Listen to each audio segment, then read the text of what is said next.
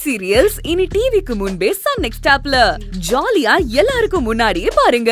இப்பவே Sun next ஆப்பை download பண்ணி சப்ஸ்கிரைப் பண்ணுங்க.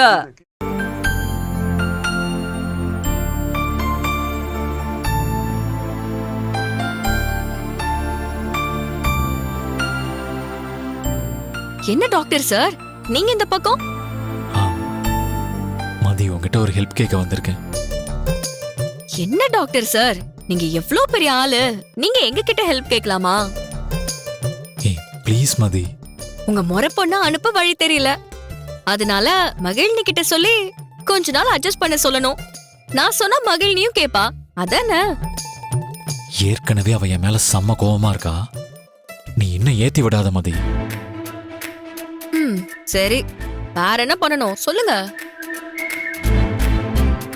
மதி, ஸ்வேதாவை எப்படி வெளியே அனுப்புறதுன்னே தெரியல.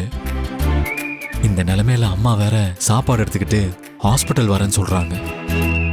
அம்மாவோட சப்போர்ட்ல தான் ஸ்வேதா இந்த அளவுக்கு பண்ணிட்டு இருக்கா.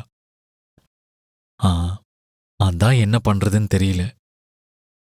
சின்ன வயசுல இருந்து இவர் மடியில தான் உட்காருவாங்களாம்.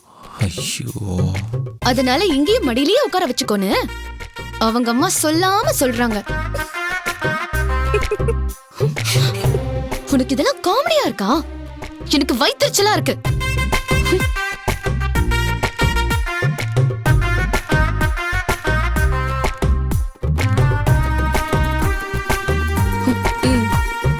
எதுக்கு?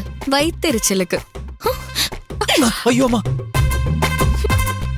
ஏய் விளையாடாத மதி, நீ தான் எப்படியாவது ஸ்வேதாவை இங்கிருந்து வெளியே அனுப்ப ஹெல்ப் பண்ணணும்.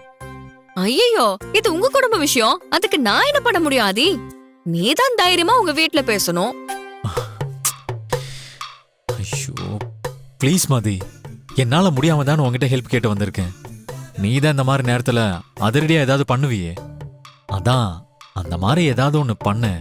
உன் மகிழ்னிக்கு மட்டும் ஏதாவது ஒண்ணுனா ஹெல்ப் பண்ற. நானும் உன் ஃப்ரெண்டு தானே, எனக்கு ஹெல்ப் பண்ண மாட்டியா? எப்படியோ ஸ்வேதா எங்க 2 பேரையும் வேலையை விட்டு துரத்துறேன்னு சொல்லிருக்கா. அநேகமா கூடிய சீக்கிரம் 2 பேரும் ஹாஸ்பிடல்ல விட்டே போயிடுவோன்னு நினைக்கிறேன்.